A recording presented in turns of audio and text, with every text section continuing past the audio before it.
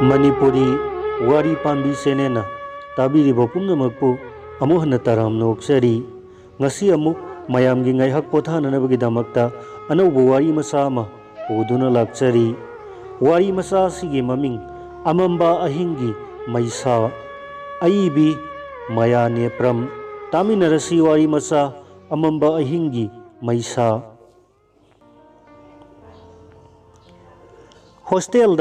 Hosteler singna khwaidigi pamjana ngaibadi sithini amatagi nate hosteler pumnamakini yumdagi natraga imanabadagi tharakpa sithi paiduna paba phangbada nungaibadudi tamba thokloi college hek kumlakpaga sithi upu manak sangsinba hanba tanabada ikainade aisu sithi upudagi aigi ming thaba sithi edo tapaiduna aigi katamna fi hongdoktaba makhai famungda longna hiptuna kanadagi lakpa sithino mathak makha onduna yengloi khuido kanagino khangde mayek sengna thariba leifam imingdi aigini sithi khaodo tanchet chetuna mathak makha onduna yengloi ifa phajaba khui nataba imalonda iba sithi adugi aroiba senado onthokna khangningna yengloi irami nangi nataima thabalai pumngak ngakhi itaima masana masagi pendaba mayam irakpaduda ai ngakhi aroiba saruk ado onthokna thamoi songna irakhi chithi ado pabada pi lepa leitana tarakhi tondon thawai se magi damak thadokpada karisu singnade pumnamak kathokpa sungamgani punsi sida leijaba pumba kathoktuna wana lelabasu karisu khalloi ai waida yamna wai itaima tawpham khangde nupi ama leina atopa nupi ama pusilakpada nupa oiba singi thamoida karisu phaudrabasu nupi oibi singi thamoida phauriba maisak adudi maidi thoktaba maisani ne tondon ningsinglaroi kaugena khallabasu asikpa ahingda thamoi anigi apunba amata oiba mikup adubu karamba nupina kauthokpa ngamgadabano leijaba pumba mafamda sinaduna mabu aitagini khanjaba thamoigi apenbado mitop amana sinkhibada phauriba saina simadi nupi oibi amatana khangba ngamloi tondon amambana anganbabu kumsilakpada mioibana awa ana yaudana pothanarabasu itaimadi ahingi amamba oirakani khanbada onthokna wakhre amamba leiramdraba anganba ngakta leiramlabadi sangsar oiramloi punsibu awaba yaudana nungaiba ngakta oiramlabadi punsi kauramloi itaimagi punsidi awaba tana sarakla male tondon itaima awaba mayamase loina khangba ngamni adubu amamba ahingi maisa asimatangdi itaima khangba ngamde amamba ahing oirakani khanbada itaima wai yamna wai adubu itaimana wadana kayam kuina wakhigadage makhatana kari iriba ai khangde mayak amatasu mina uba phangkhide monda mai upsinduna kayam kuina leikhibano haibasu khangkhide ningsinglakhi nakoibu kana kanano amatadi sanglaga amukta khamluso haiba siba tare mi nupi se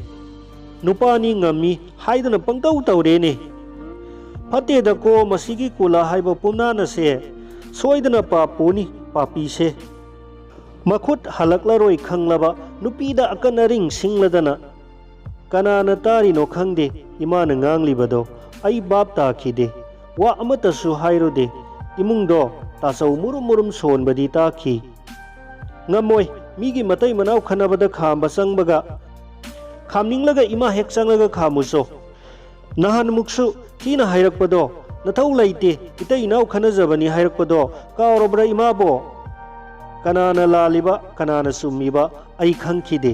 ai masimadi khangi tada kulana itai mathaba leibu onthokna nungsina pamjana tawjabani ahal lamana haina singnaduna sauna luhongduna lawbani samlaba khungangi punsi isam samjabi nongmata monghadabi itaima thaba leibu lairak haitabini khangna thawai na tana laukhibani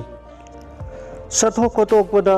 pudrabasu ऑफिसतगी हलकपदा इतैमबु उद्रबदी लैब ngamdaba ताद कुलनी लैकाई फावबना हाइनखिबनी कुलदी थाबलैगी लैनमदा पुंगाव हेक ngaure लैकाई मीना हाइब ताबदा थवाई ताना नोक्चखिबा ताद कुलना इतैम थाबलैबु थादोकप ngamni हाइबसिमदी थाजखिदबनी मतमदो आई ज्ञान फजन तारे असुम अरानगी मपुंग फाबा ज्ञान फजन लैरे मिनुंगसीगी इसेल इमाई सोना चेनब मतमनी अइबु उबदा ताद कुलना तत्तना हाई तोंदोन कोनसंग चटपदा नतै मग खरा चटमिनौको मथंत चलहनगनु मथंत चलगा मीना फाखिनी मीना फाखरबदी अइदी हिंगलरोइदबनी अंगांग द नातै चादबा ngakta hek ngangladana kananabu aibo muk phadoino mallaba aibo ibema nangtana malle khanjabani amanba pamba misu kokthong ama laibani nathanta chatpa yade hairibasini tondon ga chalaga loire kaidorage adobo ho madu kok hairaga loire dana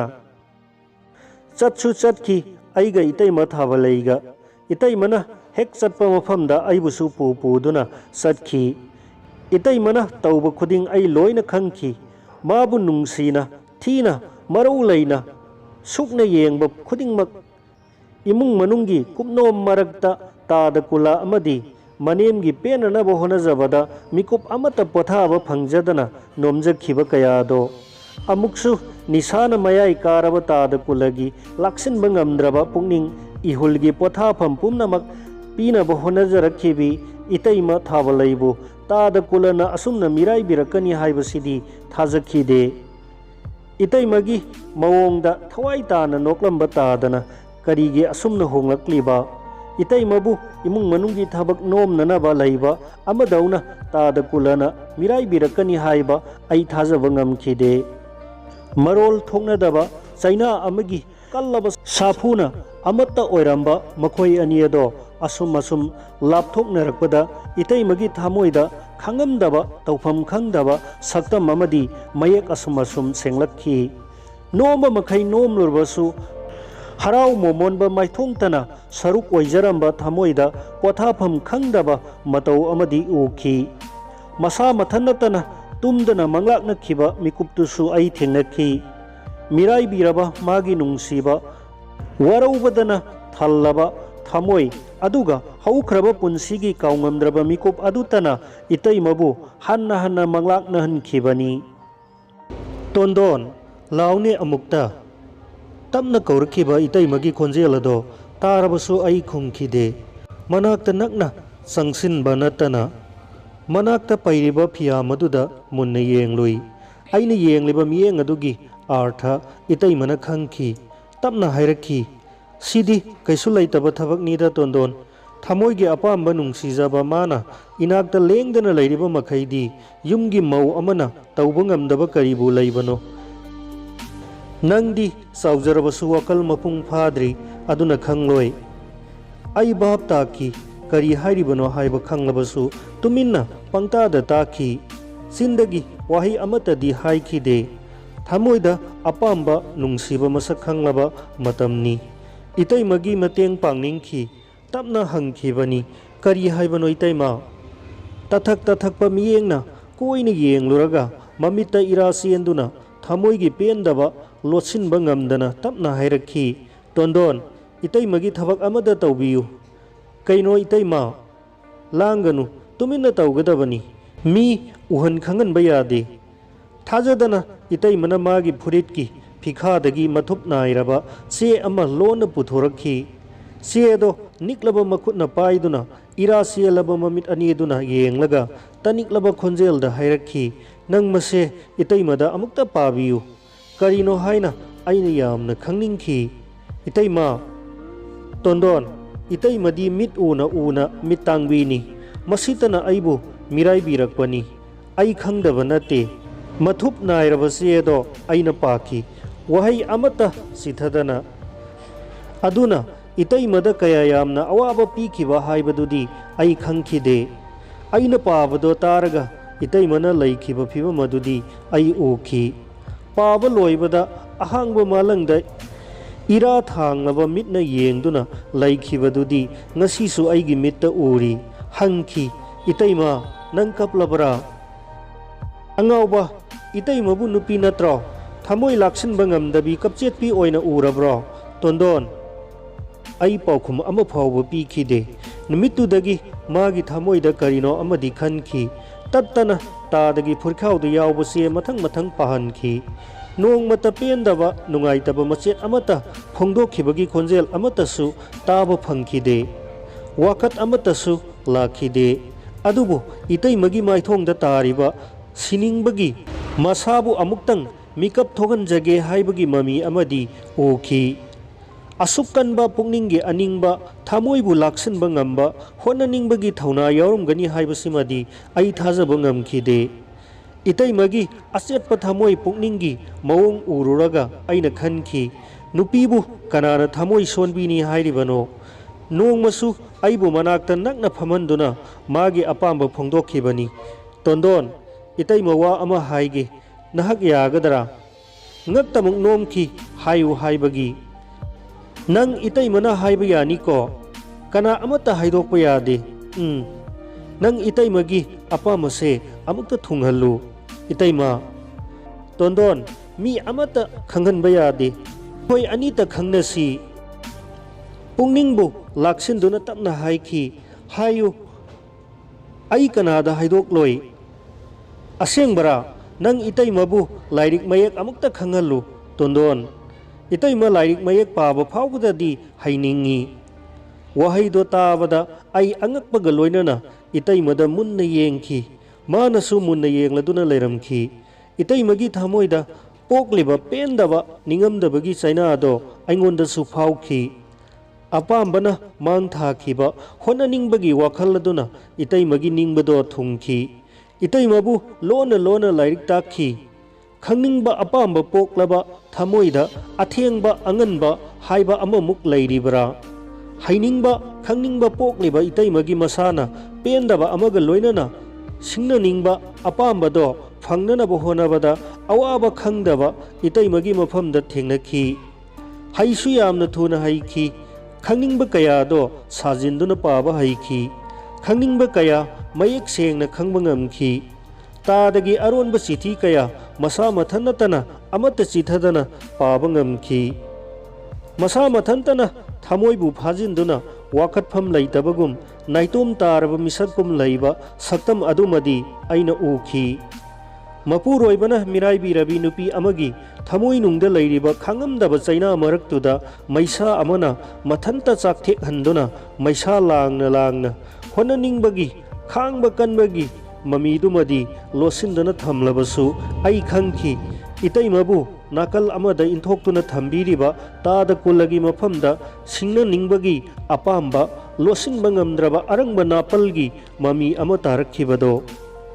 ꯃꯄꯥꯟꯊꯣꯡꯗ ꯎꯔꯤꯕ ꯅꯨꯄꯤ ꯑꯣꯏꯕꯤꯒꯤ ꯑꯊꯣꯠ ꯑꯃꯦꯡ ꯁꯛꯇꯝꯒꯤ ꯃꯔꯨꯝꯗ ꯃꯩꯒꯤ ꯆꯤꯡꯒꯨꯝ ꯐꯨꯝꯂꯤꯕ ꯄꯦꯟꯗꯕ, ꯅꯤꯡꯉꯝꯗꯕ ꯀꯌꯥꯕꯨ ꯐꯨꯝꯖꯤꯟꯗꯨꯅ ꯂꯩꯕꯗꯨꯃꯗꯤ ꯈꯥꯡꯕ ꯀꯟꯕꯅꯤ ꯍꯥꯏꯗꯕ ꯉꯝꯈꯤꯗꯦ꯫ ꯀꯌꯥꯗ ꯈꯥꯡꯕ ꯀꯟꯈ꯭ꯔꯕ ꯃꯁꯤꯕꯨ ꯅꯨꯄꯤ ꯈꯨꯗꯤꯡꯒꯤ ꯊꯃꯣꯏꯗ ꯂꯩꯔꯝꯒꯗ꯭ꯔꯅꯤ?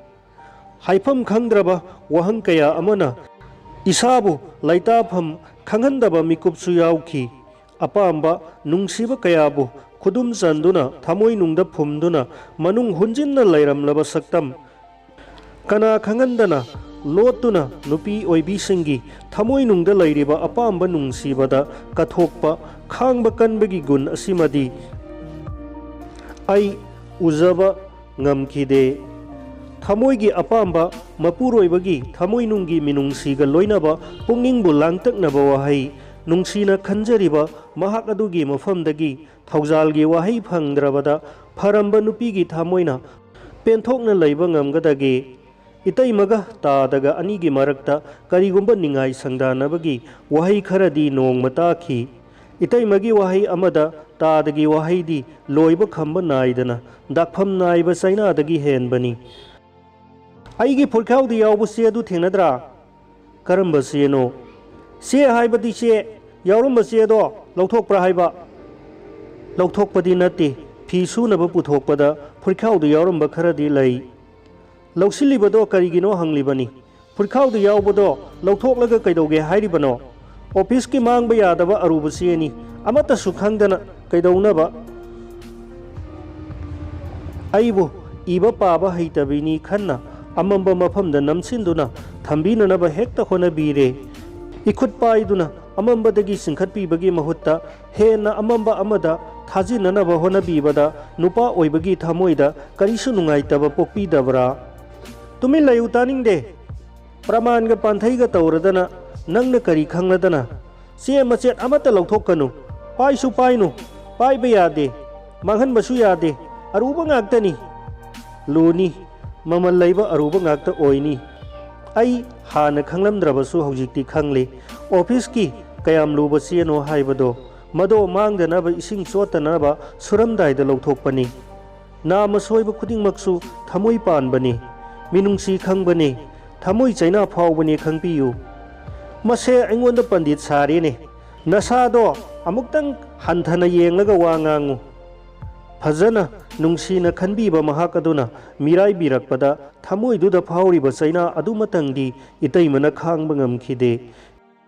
इतैमबु लाइरिक हैतबिनी खंदुना काखु अमदा नमसिनदुना थंबीबा तादगी नुंगसी वाहै अदुगी ओना तैनबा पाउखुम पिरखी। तादगी अरोनबा लमचत इतैमना खंगलक्लबदा वाहैगी महुत्ता पोचै लंगबगी मखोलना खंगप्रेक खंगना ताखी।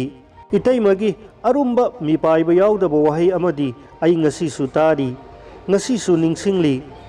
नुपीना मपुरोइबगीदमक पुमनमक कथोकपा ngammi, मागीदमक ख्वाइदगी ओइजबा तानबसु ngammi। फंगनिंगलिबदो फंगननबा होनबदा अकीबसु लैते। ओइजबा तानबगी थाकता लैबी पुक्सेल पिकपी नुपीदो ऐदी नत्ते। ऐदी अनेम्बा थाकतुदा लैबदुना ओइजबा तानगदबा नुपीसु नत्ते। इमित तांगबीगुम लैरबसु कथोकपा ngamba ख्वाइदगी वांगबा थाकता लैबा नुपीनी, मसीमतंगदी खंगबियु। नुमितुदगी तादा अमदी इतैमगी मरक्ता लई अमदी सिंखि माले। अमत्ता ओइरंबा थमोइ अनीगी मरक्ता थाजदबा लई सिना थमोइ अनीबु लापथोकनहनखी। असेंबा थमोइगी नुंगसीबदो सऊदबा थाजदबा खुद अमना मुथतननबा होनखी। नोंगमसु तादगी फुरितकी जेबतगी सिथी अमा थेंगनदुना तादगी अरोनबा लमचत अदुबु अमत्ता चिथदना पारकपदा तादा कुलना इतैमगी ममाइदा लैजबी थादुना थाखी। नुमितुगी नुमिदांगनी इतैमा तोंबीबु अनीसुबा युमगी मौ ओइना पुसिलखिबदो। नुमितुदा इतैमा थावलैना कपखिबदोदी। नुमितुदा अइना खनखी नुपी अमना नुपी ओइबी अमगी ख्वाइदगी थमोइ सोकपा तौरिबसिबु करिनो। मागी थमोइ अदुदी नुपी ओइरबसु नुपी नत्ते, थमोइ मैसा पीबा मैरीनी, पुंसीबु ओट ओलहनबा ngamba मैरी। इतैमा थाबलैबुसु होंगहनखी नुपी ओइबिगी अथोटपा अमेंगबा मिनुंगसी पुमनमक नुंगुमना कंसिलहनखी। पीना थुमलबदा मिटमांगदा अवाबता सरुक ओइरबी। इतैमा थाबलैगी सक्तमना आइबु कौरकपगुम तौखी। अइहाक खोंजेल थोकना कपख्रबा माले। भाई नंग कपलिबरा? कनानो अमना इनाक्ता फमथरक्तुना इसा पाइदुना हंगलई। पीना मोंदो पुमचोट चोटलमले। चिठीगी मयेक सिंगदुसु पीना चामथोकलमले। मयेक अमतसु अमुक हन्ना पाबा थोक्तनबा।